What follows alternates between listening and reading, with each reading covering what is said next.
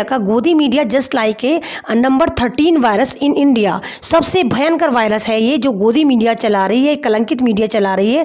ये इनको इंसानियत से कोई मतलब नहीं है। ये सिर्फ है कि ये इतनी बर्बरता से उन गरीबों को मार रहे हैं, उन दलितों को मार रहे हैं, उन वाल्मीकि को मार रहे हैं, उन मजदूरों को मार रहे हैं जिनको ऑलरेडी भूख मार रही है, जिनको ऑलरेडी हिंदुस्तान में हुकूमत मार रही है ये कह के कि तुम भारतीय नहीं हो। पुलिस वाले हमेशा साइकिल वाले को मार रहे हैं, पैदल चलने वाले को मार रहे हैं, स्कूटर पे चलने वाले को मार रहे हैं, बाइक पे चलने वाले को मार रहे हैं। तो पुलिस वाले उनको क्यों नहीं मार रहे हैं जो लंबी लंबी गाड़ियां लेकर जा रहे हैं? पुलिस वाले उनको क्यों नहीं मार रहे हैं जो नेता अभिनेता हैं? अस्सलाम वालेकुम, मैं अमन रिजवी आज आपके सामने हूँ और आज मैं आपको जिस तरह का ये वायरस चल रहा है, आज मैं आपको वायरस की कहानी बताना चाहूँगी कि वायरस होता क्या है। जिस तरह के आप लोग जैसे जानते होंगे कि कहीं पे भी दुनिया में भूकंप आता है तो उसका एक केंद्र बिंदु होता है, यानी कि वो कहाँ से शुरू हुआ तो वो वहाँ पर सबसे ज़्यादा असरअंदाज होता है। लेकिन जहाँ पर भी केंद्र बिंदु होता है उसका भूकंप का, लेकिन हज़ारों किलोमीटर तक उसकी गूंज और उसकी हिलावट सुनाई देती है। तो मैं आज आपको बताऊंगी जिस तरह ये वायरस, कोरोना वायरस का आपको आज कल पूरी दुनिया में ट्रेंड चल रहा है कि असल में वायरस होते क्या हैं। तो मैं बताऊंगी आपको कि पहला वायरस जो दुनिया में पकड़ा गया उसका नाम था मार्सबर्ग, जो आया 1967 में और ये जर्मनी के वर्कर से शुरू हुआ। दूसरा वायरस जो था उसका नाम था इबोला। इबोला वायरस जो आया वो 1976 में आया और ये सूडान, कोंगो से आया। तीसरा वायरस जो था वो था रेबीज़। रेबीज़ का जो था लोगों को नहीं पता चल पाया कि रेबीज़ असल में क्या था, लेकिन इसका जो वैक्सीनेशन इजाद हुआ वो 1920 में इजाद हुआ। रेबीज़ मोस्टली वो था अगर कोई कुत्ता किसी का काट लेता है, बंदर किसी का काट लेता है, चूहा किसी का काट लेता है या बिल्ली भी किसी को काट लेती है तो उसका जो असर होता है, उससे जो बीमारी एक पनपती है उसको रेबीज़ कहते हैं। तो चौथा वायरस सबसे ख़तरनाक है दुनिया में जिसको कहते हैं HIV। और अब तक इसको जो पकड़ा गया, मतलब ये भी 1980 में पकड़ा गया कि HIV कोई बीमारी होती है और ये दुनिया की सबसे ख़तरनाक मोस्ट डेंजर बीमारी थी जो वायरस से आई। और इससे अभी तक पूरी दुनिया में 32 मिलियन लोग जो हैं वो मारे जा चुके हैं। उसके बाद आया स्मॉल पॉक्स, ये स्प्रेड बीमारी है, एक छोटी खसरा भी इसको कह सकते हैं कि ये भी आया। उसके बाद आया हंटा वायरस। हंटा वायरस जो आया वो USA से आया। सातवां जो है वायरस वो है इन्फ्लुएंजा।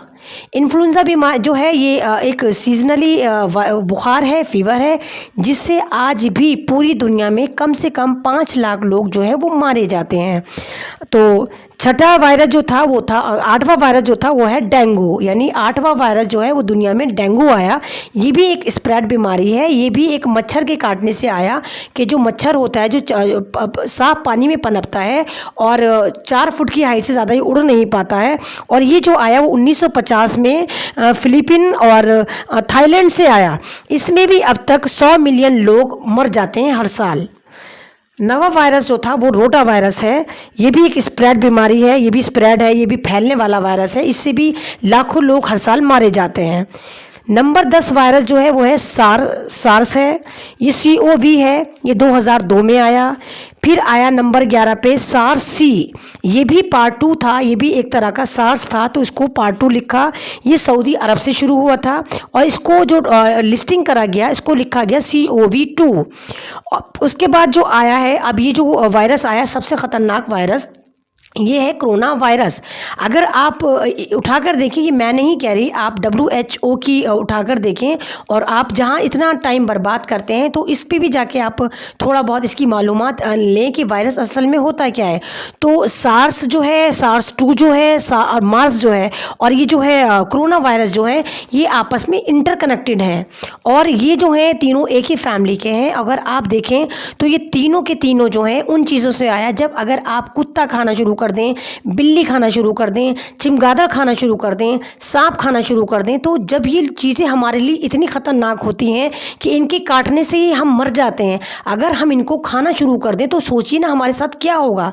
तो यानी आपने एक नेचर से साथ खेलना शुरू करा और उसका रिजल्ट ये निकला कि कोरोना वायरस जो है पूरी दुनिया में बहुत बुरी तरह फैलना शुरू हो गया।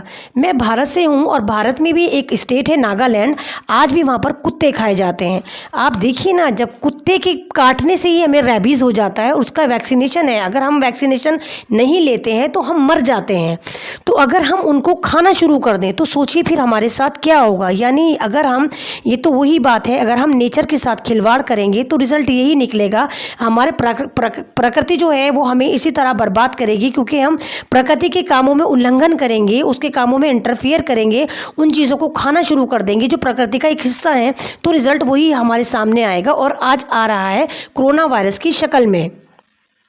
अब जैसे आप देख रहे हैं कोरोना वायरस बहुत ज़्यादा दुनिया में फैल रहा है, बहुत ज़्यादा लोग इससे डरे हुए हैं, बहुत ज़्यादा ये प्रमोट भी हो रहा है। तो मैं आपसे कहूँगी कि ये तो जितने भी ये वायरस थे, इनमें से 12 वायरस मैंने आपको नाम गिनवाए हैं, इनमें से एक 13 वायरस है जिसको शायद आप जानते तो हैं, समझते तो हैं, लेकिन आपको नाम नहीं पता उस वायरस का नाम क्या है। उस वायरस का नाम आज आपको एमन रिजवी बताएगी। उस वायरस का नाम है मीडिया वायरस। ये वायरस इतना ख़तरनाक है कि इसने हमारे दिमागों को लॉकडाउन कर दिया है, हमारे दिमागों को एक तरह के से कहेंगे कि बिल्कुल जमा दिया है, हमारे दिमागों को बिल्कुल सीज़ कर दिया है, हमें बिल्कुल सोचने समझने की हमारी शक्ति छीन ली है। अब जैसे आप देखिए कि डिफरेंट चैनल पर आते हैं लोग, प्रमोट कर देते हैं उस वायरस को, और ये वायरस इतनी हमें पता होता है कि ये गलत बोल रहा है, सब कुछ है, लेकिन हमारे दिमागों पर इतना टेरर बैठ गया है इनका, या गोदी मीडिया का। गोदी media just like a number 13 virus in India. सबसे भयंकर वायरस है ये जो गोदी मीडिया चला रही है, कलंकित मीडिया चला रही है। ये इनको इंसानियत से कोई मतलब नहीं है, ये सिर्फ अपने चैनल चमका रहे हैं, ये सिर्फ इंसानियत के साथ खिलवाड़ कर रहे हैं, ये झूठा प्रमोशन कर रहे हैं। और यही वायरस कूद के इन्होंने इतना प्रमोट कर दिया कि ये वायरस इनके पास से निकलकर हमारी पुलिस के पास पहुंच गया और आर्मी के पास पहुंच गया। और पुलिस वाले जो हैं इन पे इतना मतलब इस वायरस का, मीडिया वायरस का असर है कि ये इतनी बर्बरता से उन गरीबों को मार रहे हैं, उन दलितों को मार रहे हैं, उन वाल्मीकि को मार रहे हैं, उन मजदूरों को मार रहे हैं जिनको ऑलरेडी भूख मार रही है, जिनको ऑलरेडी हिंदुस्तान में हुकूमत मार रही है, ये कह के कि तुम भारतीय नहीं हो। मतलब कोरोना वायरस होता है, एकदम से आप लॉकडाउन का ऐलान कर देते हैं और कह देते हैं कि नहीं, कल के बाद जो चाहें वो वहीं रह जाए। और जितनी भी छोटी छोटी यूनिट होती हैं, कंपनियां होती हैं, चाहे वो दिल्ली की हों, चाहे इंटर पूरे भारत की हों, वो कह देती हैं अपने वर्करों से जाओ तुम यहाँ से जाओ। तो वो बेचारे कहाँ जाएंगे? जाहिर सी बात है, ज़्यादातर गुर्बत बिहार में, झारखंड में, उड़ीसा वगैरह में पाई जाती है, तो वो लोग अपने घरों को जाएंगे। तो जब वो जा रहे हैं अपने घरों को, तो ये मीडिया वायरस जो है उनको कवर ना करके प्रमोट कर रहा है, वायरस मर जाओगे। मतलब आपने उन गरीबों के दिमाग में भी इस वायरस का इतना टेरर भर दिया कि वो ये सोच रहे हैं कि हम अपनी फैमिली से दूर हैं, कम से कम आखिरी वक्त हम अपनी फैमिली के साथ तो गुजार दें।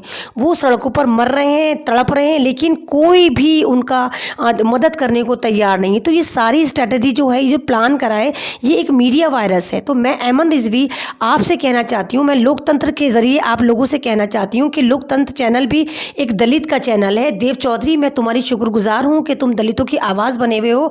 और मैं एमन रिजवी, मैं इस वाली बात को भी कहने में ज़रा सा संकोच नहीं करूँगी कि हाँ, मैं मानने को तैयार हूँ कि मैं एमन रिजवी, मैं एमन चौधरी हूँ, मैं एमन दलित हूँ, मैं एमन बौद्ध हूँ, क्योंकि मैं इंसान हूँ, मैं इंसानियत को प्रमोट कर रही हूँ। मैं आज हर उस दलित के साथ खड़ी हुई हूँ, मैं आज हर उस वाल्मीकि के साथ खड़ी हुई हूँ, आज मैं हर उस मजदूर के साथ खड़ी हुई हूँ, मैं आज हर उस मुसलमान तबके के साथ खड़ी हुई हूँ जिसको मेरी ज़रूरत है, जो आवाज़ उठाना तो चाहता है लेकिन नहीं उठा पा रहा है।